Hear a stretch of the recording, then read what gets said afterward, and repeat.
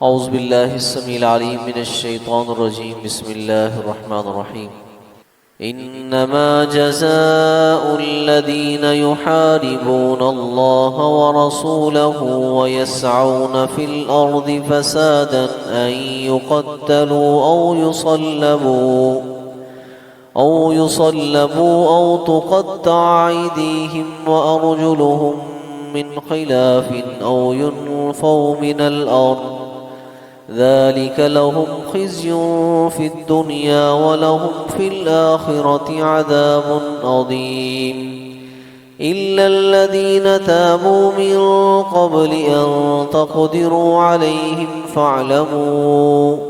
فاعلموا أن الله غفور رحيم۔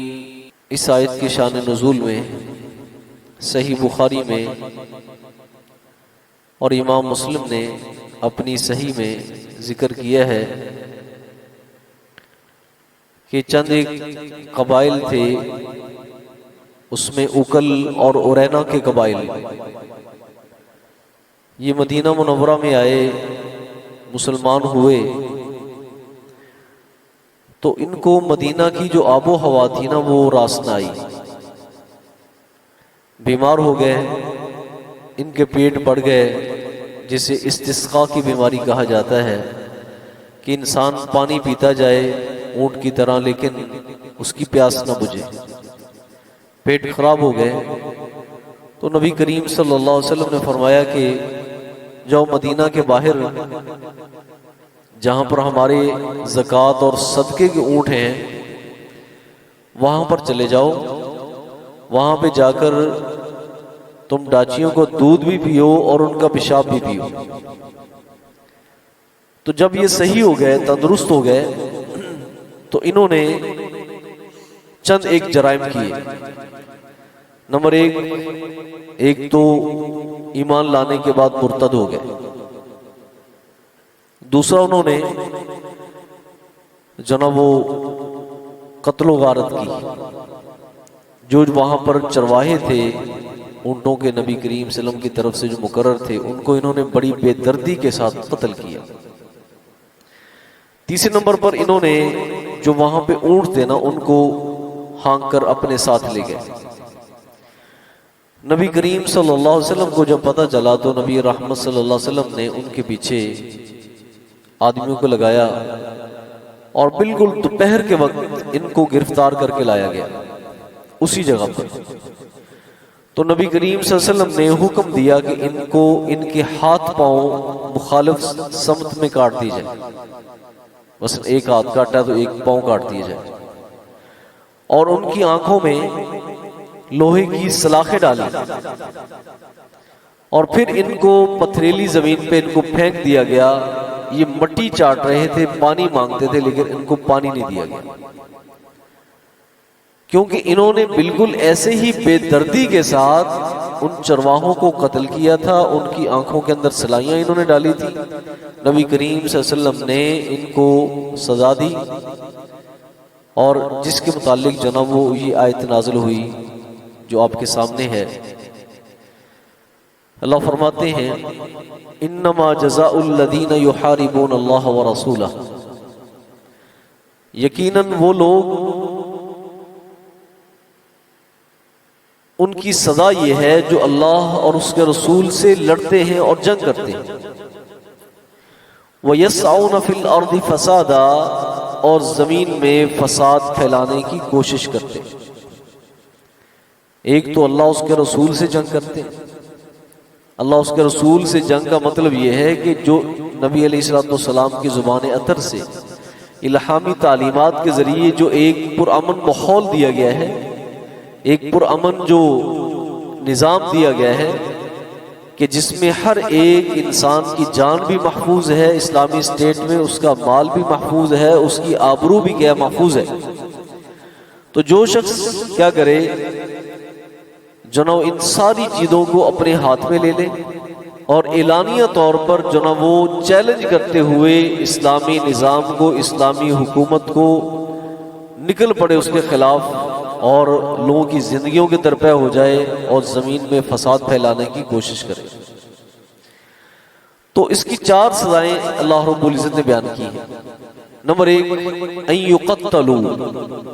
آپ ذرا الفاظ پہ غور کریں، ایک ہے ان یقتلوا کہ ان کو قتل کر دیے جائے، لیکن یہاں پر کیا ہے ان یقتلوا، ان کو انتہائی سخت طریقے سے بے دردی سے ان کو قتل کر دیے جائے، او یصلبوا یا ان کو سولی پہ لٹکا دیا جائے، عبرت کے لیے ان کو جناب کھجوروں کے تنوں کے ساتھ لٹکا کر یا دیوار کے ساتھ ان کو ایک صلیب کی شکل میں ایسے ان کو لٹکا کر ان کو قتل کر دیا جائے، او تقطع ایدیہم وارجلہم من خلاف، یا پھر ان کے کاٹ دی جائے ہاتھ، وارجلہم اور ان کے پاؤں، من خلاف، خلاف سمت، یعنی ایک ہاتھ کاٹا ہے تو دوسرا پاؤں کاٹ دی جائے، دایاں ہاتھ کاٹا ہے تو بایاں پاؤں کاٹ دی جائے، بایاں ہاتھ کاٹا ہے تو دائیں ٹانگ جو ہے وہ کاٹ دی جائے۔ اور چوتھی سزا یہ ہے او ينفوا من الارض، یا ان کو زمین سے جلا وطن کر دیا جائے۔ جلا وطن کا مطلب یہ نہیں کہ ان کو آپ اس علاقے سے نکال کر دوسرے علاقے میں ان کو آزاد چھوڑ دیں کہ وہاں پر وہ پھر مزید جو ہے وہ فساد پھیلائیں اور لوگوں کی زندگیاں جیرن کریں۔ اس کا مطلب یہ ہے کہ ان کو اس علاقہ بدر کر کے کسی اور سٹی میں ان کو قید کر دیا جائے، ان کو قید کر دیا جائے، جیسا کہ امام مالک رحمۃ اللہ علیہ کا یہ جنو قول ہے، ان کو ایک دوسرے سٹی میں قید کر دی جائے، لیکن امام ابو حنیفہ رحمۃ اللہ علیہ فرماتے ہیں کہ اسی علاقے میں کسی سخت جیل کے اندر ان کو بند کر دیا جائے۔ فرمایا ذالک لہم خزی فی الدنیا، یہ ان کے لیے رسوائی ہے دنیا میں، وَلَهُمْ فِي الْآخِرَةِ عَذَابٌ عَظِيمٌ، اور ان کے لیے آخرت میں عذاب عظیم یعنی بہت بڑا عذاب ہے۔ اس آیت کو آیت محاربہ کہا جاتا ہے۔ محاربہ کا مطلب ہوتا ہے دہشت گردی پھیلانا، دہشت گردی پھیلانا۔ یہ دیکھو چوری کی سزا آگے آ رہی ہے، قتل کی بارے میں ہم نے سورہ البقرہ میں پڑھ لیا، یا ایھا الذین آمنوا کتب علیکم القصاص، کہ جو خاندانی طور پر قتل ہوتے ہیں، ٹھیک ہے، ان کی سزا یہ ہے کہ ان کو بدلے کے اندر ان کو بھی قصاصاً قتل کر دیا جائے یا ان سے دیت لے لی جائے۔ لیکن یہ جو جرائم آ رہے ہیں نا، یہ ملٹیپل کرائم ہیں، یہ یعنی کہ دہشت گردی میں آتے ہیں، یہ دہشت گردی میں آتے ہیں۔ دہشت گردی کے اندر کیا ہوتا ہے کہ ایک گروہ جو نا وہ ایک سٹیٹ کے نظم کو، قانون کو چیلنج کرتا ہے۔ چور جو نا وہ چپکے سے چوری کرتا ہے، چپکے سے، ٹھیک ہے، کسی کو پتہ نہ چلے۔ لیکن جو ڈاکو ہوتا ہے وہ کیا کرتا ہے، علل اعلان لوگوں کی جو نا وہ مال کے درپے ہو جاتا ہے، لوگوں کی جان کے درپے ہو جاتا ہے، لوگوں کی عزتوں کے درپے ہو جاتا ہے۔ ان دونوں میں فرق ہے، اس لیے یہ جو ڈکیٹی ہے یہ دہشت گردی کے زمرے میں آئے گی، ٹھیک ہے۔ تو یہ 4 سزائیں اسلام نے بیان کی ہیں کہ جو بھی گروہ نکلے اور نکل کر کیا کرے، اسلامی اسٹیٹ کو چیلنج کرے، اس کے نظام کو چیلنج کرے، اسلامی تعلیمات کے خلاف کھڑا ہو جائے اور جو نا وہ یہ کام کرے، قتل و غارت پھیلائے، ٹھیک ہے، قتل و غارت کے ساتھ مال بھی لوٹے، یا پھر ساتھ جو نا وہ عزتوں کے درپے بھی ہو، یا پھر صرف خوف و ہراس پھیلایا جائے، خوف و ہراس پھیلایا جائے۔ تو بعض علماء نے یہ کہا ہے کہ اللہ خالق کائنات نے قاضی اور جج کو اختیار دیا ہے کہ 4 سزاؤں میں سے کسی ایک سزا کو منتخب کر کے ان مجرموں کو دے دی جائے، لیکن بعض علماء نے کہا کہ نہیں، کہ اللہ خالق کائنات نے 4 سزاؤں کی ایک ترتیب رکھی ہے۔ نمبر 1 ان یقتلوا، جنہوں نے جناب وہ دردناک طریقے سے صرف قتل و غارت کی ہے، قتل و غارت کی ہے نا، ان کو برے طریقے سے قتل کر دیا جائے۔ نمبر 2 جنہوں نے قتل و غارت بھی کی ہے، ساتھ انہوں نے دوسرے جرائم بھی کیے، آبرو ریزی بھی کی ہے، ساتھ انہوں نے مال بھی لوٹا ہے، تو فرمایا کہ ان کی سزا یہ ہے کہ ان یصلبوا، ان کو سولی پہ لٹکا کر ان کی جان لے لی جائے، ٹھیک ہے، تاکہ لوگوں کے لیے عبرت کا سامان بن جائے۔ ان کی سزا یہ ہوتی ہے، ٹھیک ہے۔ اور تیسری سزا کیا ہے، اگر انہوں نے ڈکیٹی کی ہے، صرف مال لوٹا ہے، چوری کی سزا آگے والی آیت میں آگے والے رکوع میں آ رہی ہے، لیکن انہوں نے کیا کیا ہے، انہوں نے علل اعلان لوگوں کے سامنے انہوں نے لوٹ مار کی ہے۔ تو فرمایا کہ ان کے ہاتھ پاؤں مخالف سمت میں کاٹ دی جائے، ایک ہاتھ اور ایک پاؤں ان کا کاٹ دی جائے۔ یہ مخالف سمت اس لیے کاٹا جاتا ہے تاکہ ان کے لیے اپنے جسم سے یعنی باقی اعضاء سے فائدہ اٹھانا ان بیلنس نہ ہو جائے، یعنی کہ ایک طرف سے یہ ہاتھ اور ایک پاؤں کاٹ دی جائے، ٹھیک ہے، مثلا یہ ہاتھ کاٹا تو اس ہاتھ سے سہارے کے ساتھ یہ چل سکے، اگر یہ بائیں ٹانگ ان کی کاٹی ہوئی ہے تو اس میں حکمت ہے۔ اور چوتھی سزا یہ ہے کہ اگر انہوں نے صرف خوف و ہراس پھیلایا ہے تو پھر یہ لوگ اس علاقے میں ان کو نہ رکھا جائے، بلکہ ان کی دہشت وہاں کے لوگوں سے ختم کرنے کے لیے ان کو گرفتار کر کے کسی اور سٹی کے اندر جیل کے اندر بند کر دی جائے۔ یہ 4 سزائیں اللہ رب العزت نے بیان کی ہیں، اور اسے آیت محاربہ کہا جاتا ہے۔ محاربہ کا مطلب یہ ہوتا ہے کہ یہ ان لوگوں کی سزا ہے اس آیت میں جو اللہ اور اس کے رسول سے جنگ کرتے اور زمین میں فساد پھیلاتے۔ فرمایا کہ یہ ان کے لیے رسوائی ہے دنیا میں، اور آخرت میں ان کے لیے بہت بڑا عذاب ہے۔ لیکن دیکھو اللہ رب العزت کی ذات بڑی رحیم و کریم ذات ہے۔ اللہ نے جناب و انسان کی واپسی کا دروازہ بند نہیں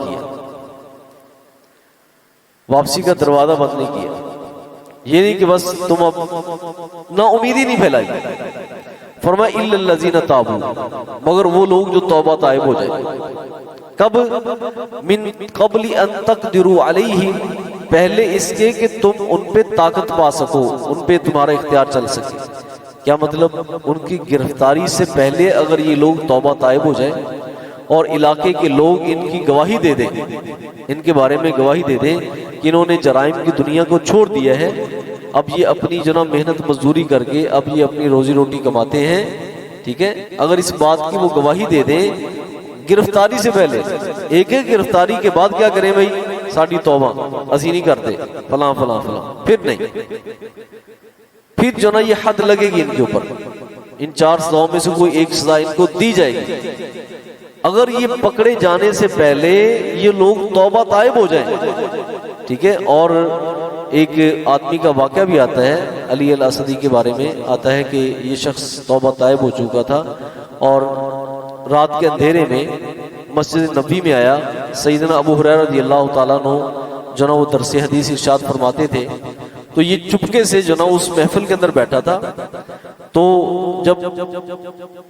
روشنی ہوئی تو لوگوں نے پہچان لیا یہ تو وہی ڈاکو ہمارے ساتھ بیٹھا ہوا ہے، پکڑ لیا اس کو۔ اس نے کہا تم میرے خلاف کوئی اقدام نہیں کر سکتے، میں توبہ طائب ہو کر آیا ہوں، میں خود اپنے آپ کو پیش کرنے کے لیے آیا ہوں، میں توبہ طائب ہو کر آیا ہوں۔ تو حضرت ابو ہریرہ رضی اللہ تعالیٰ نے فرمایا کہ اس کو چھوڑ دو، اور پھر حاکم وقت کے پاس ان کو بھیجا گیا اور ان کے بارے میں گواہی دی گئی کہ ان کے اوپر جناب کوئی اختیار نہیں ہے، اب یہ توبہ طائب ہو چکے۔ لیکن اس میں یہ مسئلہ یہ ہے کیا جس لوگوں کا اس نے نقصان کیا ہے کیا ان سے جناب وہ بدلہ اسے لیا جائے گا یا اس کو معاف کر دی جائے گا؟ تو علماء کہتے ہیں کہ جو مالی حقوق ہیں، جانی حقوق ہیں، وہ اس سے لیے جائیں گے، فرمایا وہ لوگ جو توبہ طائب ہو جائیں من قبل ان تقدروا علیہم، پہلے اس کے کہ تم قدرت پاؤ ان پر، فاعلموا تو جان لو ان اللہ غفور رحیم، اللہ رب العزت کی ذات خوب بخشنے والی اور رحم کرنے والی ذات ہے۔ سبحانک اللہم و بحمدک اشہد ان لا الہ الا انت استغفرک و اتوب الیک۔